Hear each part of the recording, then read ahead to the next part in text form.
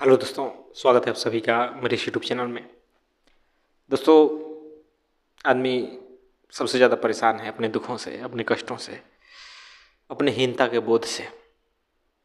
उसे लग रहा है कि कुछ जीवन में पाना चाहिए, चाहे वो बड़ा पद हो, चाहे पैसा हो, चाहे जो कुछ भी हो। जिस परिस्थिति में वो है वहाँ से वो निकल के भागना चाहता है। एक तरह से देखे जिसे भी, तो हर व्यक्ति जहाँ है उससे संतुष्ट नहीं है, वो वहाँ से निकल के भागना चाहता है। उसके लिए वो परिस्थिति दुखदाई है, पीड़ादायक है। कोई अपने काम से दुखी है, कोई अपने शारीरिक स्थिति से दुखी है, कोई अपने पारिवारिक स्थिति से दुखी है। हर परिस्थिति में देखेंगे ना तो आदमी की असंतुष्टि का कारण कहीं ना कहीं बाहरी परिस्थिति है, बाहरी कोई लोग है, सरकार है, समाज है, जो कुछ भी कह ले। उसके पास बहुत सारे कारण मिल जाएंगे उसके दुख के। और निश्चित ही लोग गालियाँ भी देते हैं दूसरों को, समाज को गाली देते हैं, सरकार को गाली देते हैं, और भी जो परिस्थिति आ जाती है उसको गाली देते हैं। लोग भगवान को भी गाली देते हैं। तो दोस्तों, मैं समझता हूँ ना कि निश्चित ही परिस्थितियाँ भी कुछ हद तक जिम्मेवार होती है हमारे जीवन में दुखों का, हमारे जीवन में जो समस्याएं होती है उसके।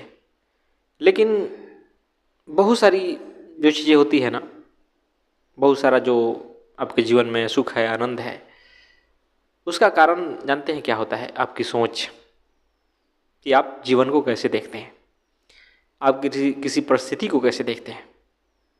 बिल्कुल, आपकी सोच ही तय करती है कि कोई परिस्थिति आपको सुख देगी या दुख देगी, कोई परिस्थिति में आप कैसे रहेंगे।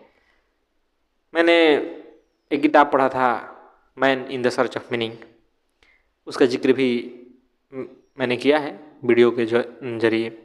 तो उसमें मुझे बड़ी एक सुंदर बात मिली थी, और पूरा किताब उसी पर निर्भर भी है, कि बाहर की जो परिस्थितियाँ हैं ना, वो आपके हाथ में नहीं है कौन सी परिस्थिति कब आएगी, कहाँ आप होंगे। बहुत सारी बातें आप नहीं जानते। कुछ हद तक आपका अधिकार है, कुछ आप कर सकते हैं, लेकिन बहुत सारी परिस्थितियाँ हमारे हाथ बस में नहीं होती है। वो सरकार के बस में होती है, समाज के बस में होती है, जो प्रकृति है उसके बस में होती है। तो वो तो हमारे बस में है नहीं, लेकिन उस परिस्थिति में मुझे कैसे रहना है, उस परिस्थिति को मैं कैसे देखूंगा, ये किसी के बस में नहीं, वो सिर्फ मेरे बस में है। और ये बात बिल्कुल सही है। बाहर कितनी भी कैसी परिस्थिति हो, हम उसे कैसे देखते हैं ना, इसी से हमारे जीवन में निर्धारण होता है कि हम सुखी रहेंगे कि दुखी रहेंगे। हमारे जीवन में मौज रहेगी, आनंद रहेगी, कि हम पछताते रहेंगे जीवन भर। बिल्कुल। तो मुझे वो बात बड़ी सुंदर लगी थी, और मैं भी देखता हूँ जीवन में, अपने जीवन में, लोगों के जीवन में, सारा खेल कहीं ना कहीं सोच की है, सारा खेल कहीं ना कहीं मानसिकता की है। जैसे कि एक कहानी मुझे याद आती है कि एक दो मजदूर थे, तो गांव में स्कूल बन रहा था, तो दोनों काम कर रहे थे। तो एक मजदूर था तो वो खुश रहता था, जबकि दोनों की स्थिति वही थी, दोनों मजदूरी कर रहे हैं, और एक दुखी रहता था। तो जो दुखी रहता था मजदूर, उससे पूछा गया कि भाई तुम क्यों दुखी हो? तो कह रहा है कि हमें बहुत थोड़े पैसे दिए जा रहे हैं स्कूल बनाने में।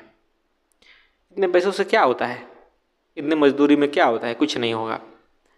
और जो दूसरा व्यक्ति है, उससे पूछा गया, उस मजदूर से, दूसरा जो मजदूर था, कि भाई तुम क्यों खुश रहते हो, जबकि तुम्हें भी उतनी ही पैसा मिलता है, दोनों को समान पैसे मिलते थे। तो वो कह रहा है कि मैं इसलिए खुश हूं ना कि हमारे गांव में स्कूल बन रहा है। जब यह स्कूल बन जाएगा तो अब कोई यहाँ अनपढ़ नहीं रहेगा, सभी पढ़ेंगे, बच्चे शिक्षित होंगे। मैं इसलिए खुश हूँ। ये बहुत सुंदर बात है कि हमारे गांव में स्कूल बन रहा है। और दोस्तों, होता भी यही है। हम बड़ा से बड़ा मेहनत करने को तैयार हो जाते हैं जहाँ हमारी सुंदर भावनाएं जुड़ी होती है, जहाँ हमारी कोई धार्मिक भावनाएं जुड़ी होती है, जहाँ हम कुछ सुंदर भावनाओं से जुड़े होते हैं। जैसे देखता हूँ गांव में ही कि लोग ऐसे नालियों की सफाई नहीं करेंगे गांव में, लेकिन जब कोई त्यौहार आता है और उस त्यौहार की भावना से सारे लड़के जो स्मार्ट भी बनते हैं वो भी सफाई में हाथ बढ़ाते हैं और सफाई करते हैं। और वो उन्हें छोटा काम नहीं लगता, अच्छा लगता है कि भाई हम सफाई कर रहे हैं। तो ये भावना होनी चाहिए। अब आप गरीब हैं, आप मेहनत मजदूरी करते हैं, तो काफ़ी इस बात से हीन महसूस करने लगते हैं कि हम तो भाई मजदूरी करते हैं, हम तो छोटे हो गए। अरे भाई, मेहनत करने से, मजदूरी करने से कोई छोटा कैसे हो गया? कोई रेडी लगा रहा है, कोई कुछ बेच रहा है, अपना काम कर रहा है, इसमें छोटा की क्या बात? क्या भीख मांग रहा है? क्या किसी को चोरी करके ला रहा है, अपराध करके पैसे कमा रहा है? बिल्कुल नहीं। तो जब मेहनत से तुम कमा रहे हो तो इसमें छोटा लगने वाली क्या बात? जीवन कहीं इस बात से नहीं तय होता कि जिसके पास बड़े पद हैं, जो बैठ के काम करता है, जो एसी में बैठ के काम करता है, वही ऊंचा आदमी है। ये आपने गलत धारणा बना ली। हो सकता है कि वो बड़े घटिया लोग हों। अभी आपने एप्स्टीन फाइल में नहीं देखा कितने ऊंचे ऊंचे लोग, जो दुनिया के अरबपति खरबपति लोग हैं, जो बड़े बड़े पॉलिटिशियन, बड़े बड़े धार्मिक गुरु कैसे कांड करते नजर आए? तो बताइए, अगर आप थोड़ा सा पैसे कमाते हैं, मेहनत करते हैं और आप जो भी है जीवन में अच्छा काम करते हैं, तो क्या दिक्कत है? उनके तरह तो आप भ्रष्ट नहीं है ना, उनके तरह तो आपका हृदय मलिन नहीं है ना, उनके तरह तो अपराधी नहीं है ना। तो फिर आप अपने आप को हीन मान लेते हैं, छोटा मान लेते हैं, इसलिए जो भी आप करते हैं वहाँ आपको हीनता का बोध हो जाता है। नहीं तो ऊंचे ऊंचे कहे जाने वाले लोगों ने छोटे छोटे काम किए हैं और करते भी हैं। दुनिया में जो महापुरुष लोग कहलाए, महात्मा गांधी को ही देखे तो क्या थे? अर्धनग्न फकीर थे, क्या पहनते थे, लेकिन उनकी बात को सब लोग सुनते थे। बहुत बड़े नेता थे। वो सफाई करते नजर आएंगे, पैखाना साफ करते नजर आएंगे, झाड़ू उठा के सफाई करते नजर आएंगे, और भी मेहनत करते नजर आएंगे। छोटा से छोटा काम चाहते थे कि मैं खुद से कर लूँ, छोटी से छोटी बचत करते नजर आएंगे। और बिल्कुल उनकी दाद दी जाती है बातों की, और बहुत सारी बातें। तो कहीं भी यह समझने की ज़रूरत नहीं है कि भाई मेरे पास कम चीज़ें हैं तो मैं छोटा हो गया, कम पैसे हैं, कम जिससे ज़्यादा मेहनत करता हूँ तो मैं छोटा हो गया, मैं हीन हो गया। बिल्कुल नहीं दोस्तों, ये आपकी मूर्खता है। हो सकता है कि आपके पास ज्ञान हो सकता है कि आपके पास कुछ ऐसा चीज़ हो जो औरों के पास ना हो, होता भी है, मैं देखता हूँ। तो यह तो आपके ऊपर है कि आप कैसे सोचते हैं, आप किस चीज़ को ज़्यादा वैल्यू देते हैं। और काफ़ी लोग होते हैं कि अपने सुंदरता से, जो प्रकृति ने बना दिया, उन्हें भगवान ने बना दिया जैसा शरीर, उसको लेकर के दुखी रहते हैं। अरे भाई, शरीर जिस पर अपना कोई अधिकार नहीं, जो प्रकृति ने दिया, अगर वो शरीर का काम है स्वस्थ होना, शरीर स्वस्थ है तब काम का है।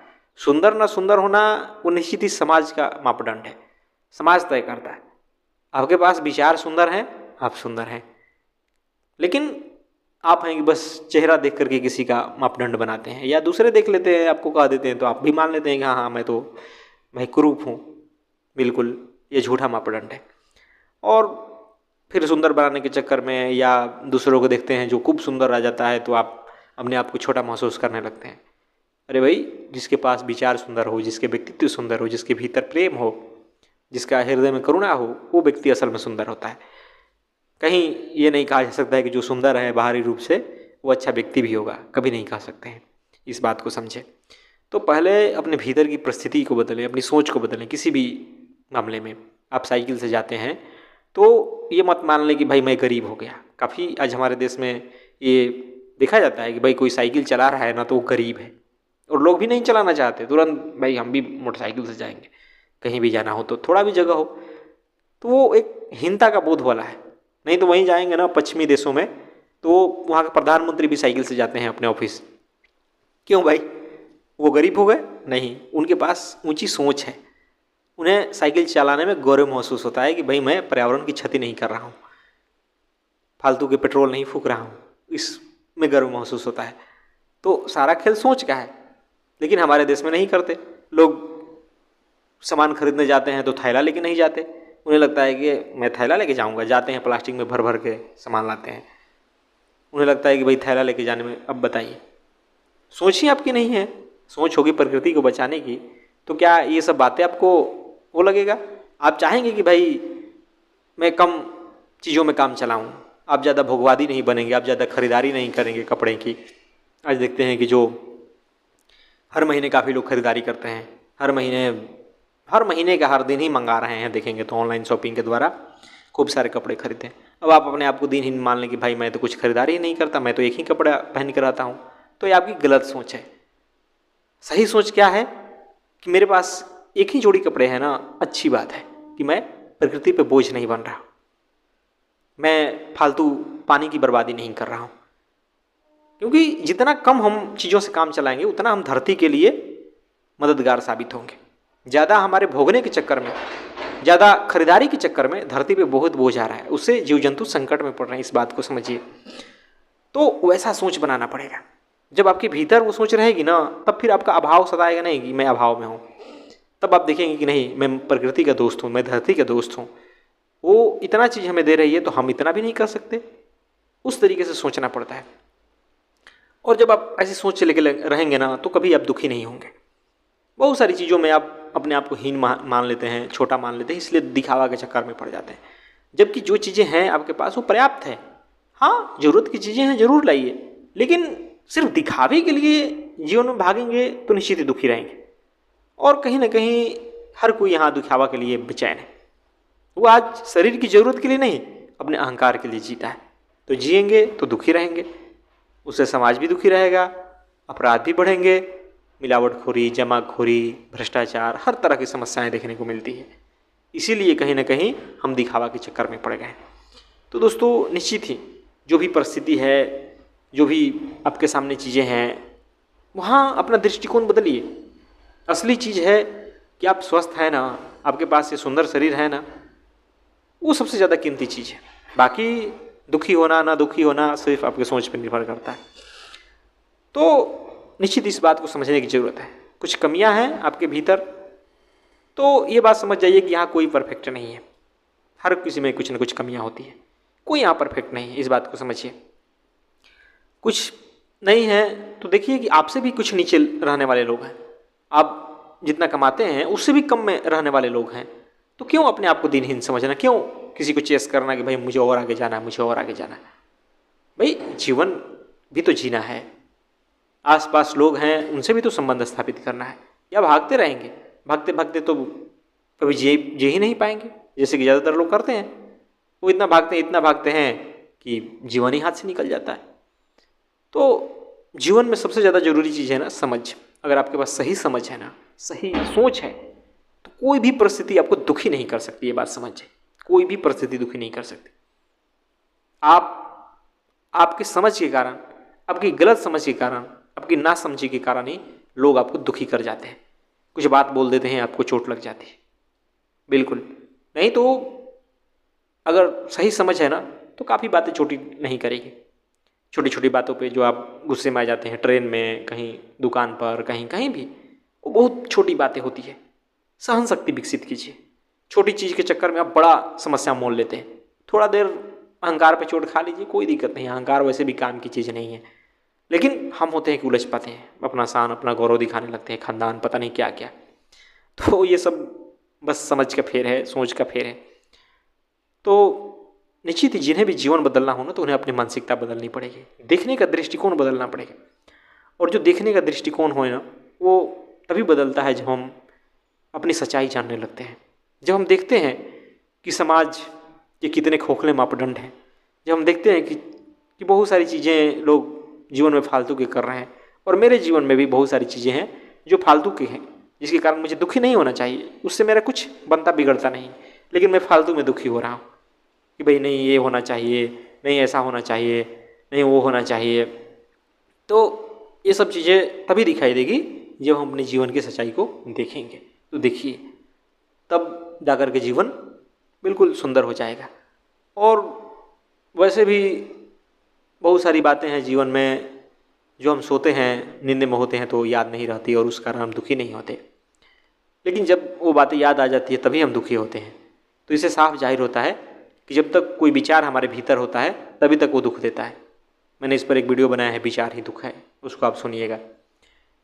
और बात सही भी है, जब तक कोई विचार हमारे भीतर रहता है, किसी चीज़ की याद आती है, तभी तक वो बातें सताती है, वरना जब याद नहीं है तो दुख भी नहीं देती।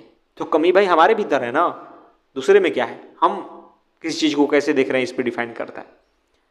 तो जितना हो सके अपनी सोच बदलने की कोशिश कीजिए। आप अपनी सोच बदल लेंगे, दुनिया की कोई ताकत आपको दुखी नहीं कर सकती। बाहर की परिस्थितियाँ हैं कुछ जो प्रभावित करती है। अब शरीर है तो रोग का आना तो भाई जायज़ है, चोटें भी लगेंगी, दुख दर्द भी होगा, तो क्या हुआ, क्या हुआ, ये शरीर ही ऐसा है। कौन यहाँ आया है हमेशा के लिए, किसे यहाँ चोट नहीं लगती, बीमारियाँ नहीं लगती। लेकिन हम जितना हो सकेगा भाई इस स्वास्थ्य का ध्यान रखेंगे।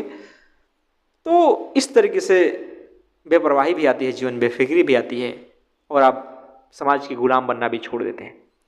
नहीं तो परिस्थितियों के गुलाम बने रहेंगे ना, और समाज के भी गुलाम बने रहेंगे, तो आप हमेशा डरे डरे जीवन में रहेंगे। हमेशा कोई ना कोई डराता रहेगा आपको, कोई ना कोई चोट पहुंचाता रहेगा। तो परिस्थितियों को निश्चित ही दोस्तों, परिस्थितियाँ तो कुछ हद तक ही जिम्मेवार होती है, लेकिन ज़्यादा जिम्मेवार आप होते हैं कि आप अपने आप को क्या समझे हैं, आपको जीवन में क्या करना है, आपने कौन सा उद्देश्य जीवन में बना लिया है, ये ज़्यादा ज़रूरी है। अगर आपके पास सही समझ है, सही मानसिकता है, तो निश्चित ही जीवन को खुश होकर जी सकते हैं। कोई परिस्थिति कुछ नहीं कर सकते, कहीं भी रह सकते हैं, कुछ भी कर सकते हैं, ये समझ जाइए। धन्यवाद दोस्तों।